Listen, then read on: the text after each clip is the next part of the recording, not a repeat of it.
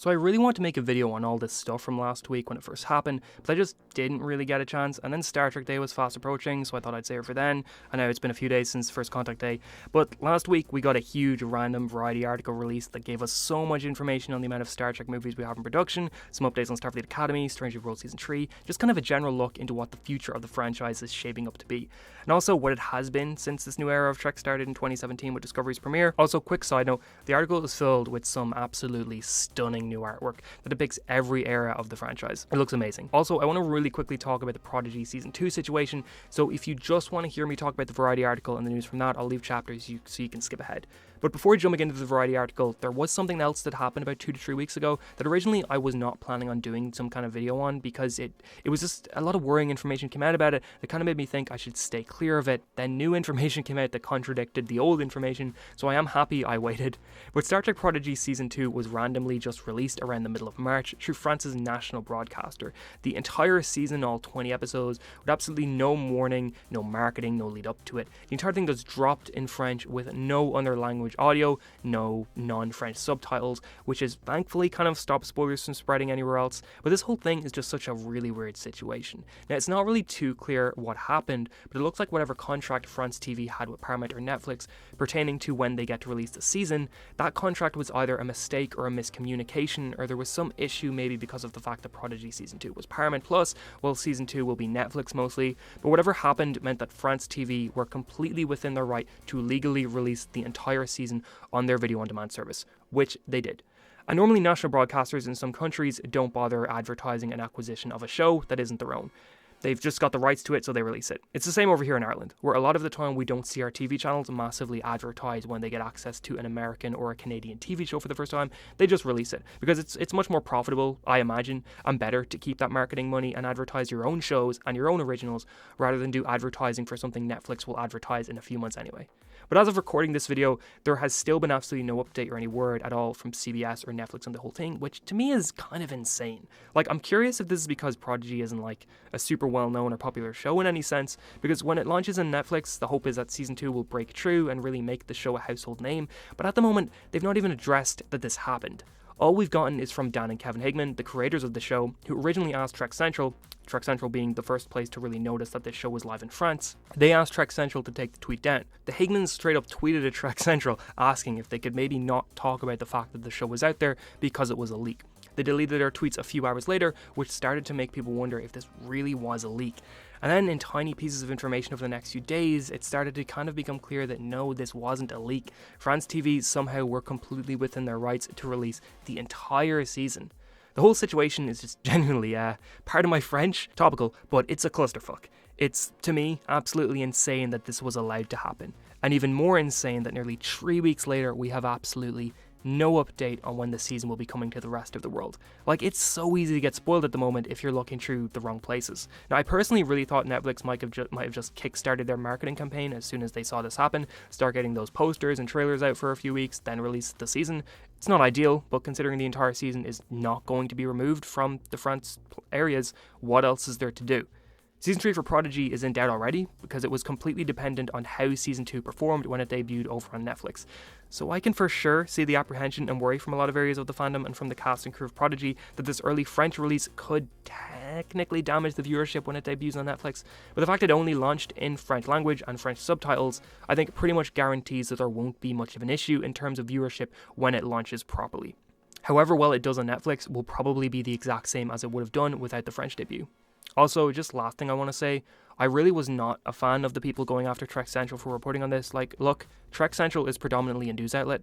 They weren't promoting piracy or anything, they were just reporting actual Star Trek news, and this early French release was Star Trek news, like it or not. The show is officially and legally available in France, the exact same way most shows are officially and legally available in the United States days and sometimes months before anywhere else in the world. But enough on Prodigy talk, let's dig into this really cool Variety article. So the title of the article was The Future of Star Trek, From Starfleet Academy to New Movies and Michelle Yeoh, How the 58-Year-Old Franchise is Planning for the Next Generation of Fans. So this is kind of an interesting title to me because the actual cover of the issue of Variety was a giant Star Trek logo with the words, "Does Star Trek Still Matter?" And this to me at least feels like a very dramatic cover title that doesn't actually get addressed a whole lot in the article. I mean, to us Star Trek fans, of course Star Trek still matters. Some would argue, myself included, that Star Trek matters more now than it ever has. I feel like that cover is trying to be attention grabbing, which it makes sense. The point of articles and journalists is to be attention grabbing, to grab your attention. But I feel like if you're doing that, you should at least address and try to answer that question in your article, which doesn't really happen here. Now, I'm not going to talk about the little moments in the article where we have descriptions of where the writer is or who they're talking to, kind of just going to focus on the news. Articles in the description if you want to check it out. It is pretty interesting. Now, something cool that they do bring up is that at 900 hours, Star Trek is currently, according to Variety, the only storytelling franchise to deliver a single narrative for that many hours, which 900 hours, which I'd say is nearly 28 days. Now, this gets kind of murky because they mention like the MCU or Star Wars, which Star Trek beats Star Wars hands down, but if you add in the 30 seasons that are technically in the MCU that are like the non-Disney Plus shows, the MCU might beat out Star Trek, or even Doctor Who, which clearly is one connected continuity among their extra shows like Torchwood or Sarah Jane Adventures, which also could maybe be very close to Star Trek in terms of sheer watching hours, but I need to look into more of this properly, like that's a big thing. If anyone has any actual numbers for how long the entire Doctor Who franchise or the MCU, including all their movies, Disney Plus shows, and the extra ABC, Hulu, Netflix shows are, let me know. I'm genuinely curious how that would match up with Star Trek. Over the next parts of the article, we do get some quotes from Alex Kurtzman, currently one of the main figures overseeing Star Trek as a franchise. While here he talks about what they're trying to do to keep new fans and old fans both interested in Star Trek. Now, I don't think this brief part of the article ever really touches on that question and raised about does Star Trek still matter. The article next recounts some of the history revolving around Star Trek's history between the old guard ending with Nemesis and Enterprise in the early 2000s, and then the new stuff starting with Discovery in 2017. Going on to state that between Discovery, Picard, Prodigy, Lower Decks, and Stranger Worlds, there is more Star Trek on television now than ever. Following a few more quotes about how Star Trek is currently doing for Paramount and in general, we do get Akiva Goldsman, a major executive producer in the franchise, stating that compared to Star Wars or Marvel, Star Trek isn't a very large fan base, which unfortunately this is the truth. Wish it was a lot bigger, but it really feels like Star Trek has an extremely hard time breaking into new areas in terms of fans, both in age and demographic. But in general, despite Star Trek being bigger on TV now than ever, in most of the nerd and TV circles I'm involved with, a lot of the other YouTubers I sometimes collab with over on like the Pipeline podcast with Darren, most of the time I'm one of the only people watching Star Trek. I don't know how sustainable it is for these shows to not be breaking into the Star Wars or Marvel areas of fans. Like I feel like at some point we're just going to hit a wall where there's just no new fans coming in at all. Jonathan Frakes is quoted in the article as saying how often he meets fans for whom the new Star Trek shows are their first, and he says, of the fans who come to talk to me, I would say very, very few. He says, Star Trek fans, as we know, are very, very loyal and not very young. And yeah, unfortunately, this is kind of just a fact. I mean, even just going off the Star Trek videos I've made, like the age demographic I see on Star Trek videos is a lot higher than it is on like my Marvel DC videos. Like it's just an insane difference. They then start to talk about what some of the next projects, Section 31, which recently just finished filming, and Starfleet Academy, which is preparing to start production this summer, and which will be Star Trek's first young adult aimed show. A cool bit of news mentioned here is that Starfleet Academy is going to have the largest single set ever created for a Star Trek production on TV, which that's really exciting. I'm guessing that would mean the Academy itself, or maybe an Academy ship, who knows. Following this, we get some more quotes, and mostly related to Star Trek Stranger Worlds Season 3. We get some information on a new set built for the show that is described as a transparent floor atop a 4-foot pool of water that swirls underneath the central workbench. And the surrounding walls sport a half-dozen view screens with live schematics, custom designed by a 6-person team. We then get an idea of when the season will release as a really exciting quote from Frakes. For Season 3, debuting in 2025, Frakes directed an episode framed as a Hollywood murder mystery that he calls the best episode of television I've ever done. Season 3 debuting in 2025 shouldn't really be a surprise to anyone. Stranger Worlds has a pretty long production time as well as post-production timelines. Season 1 took a long time to finally be ready to debut. A lot of this was because of COVID, but Season 2 debuted an entire year after Season 1, and Season 2 had already been filming before Season 1 even aired its first episode.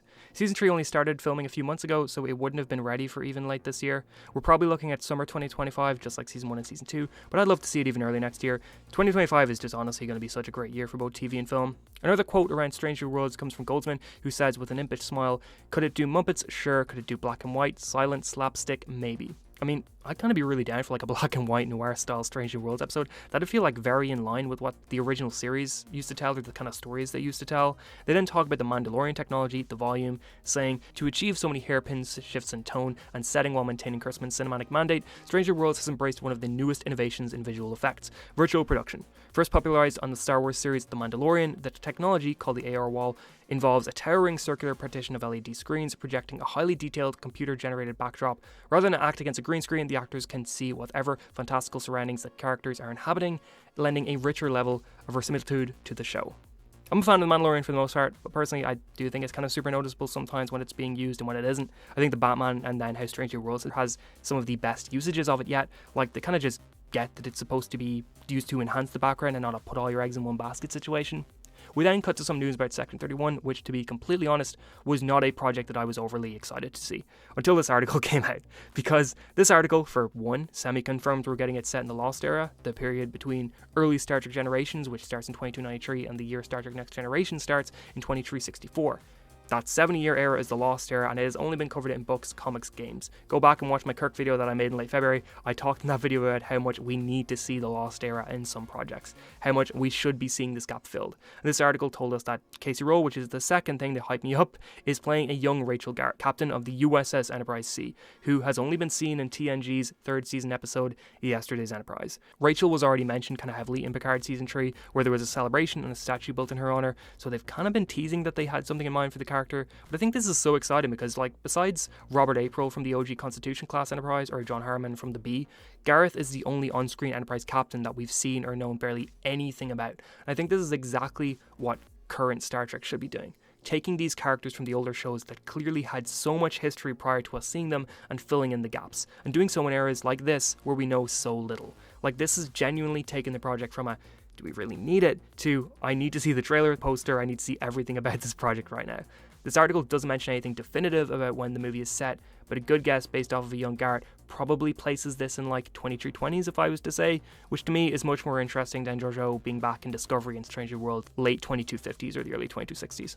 Following this, they talk about how depending on the performance of the Section 31 film, it's very possible we could see more films exclusive to streaming in the same vein, which I'd be very on board with. Seeing one of these once a year that explores a character or a ship or a time period would be really exciting. It's also kind of one of the things that would really let you explore genres and styles in a cool way, get some awesome directors and writers on board and get weird with it. A really great way to get new fans interested as well.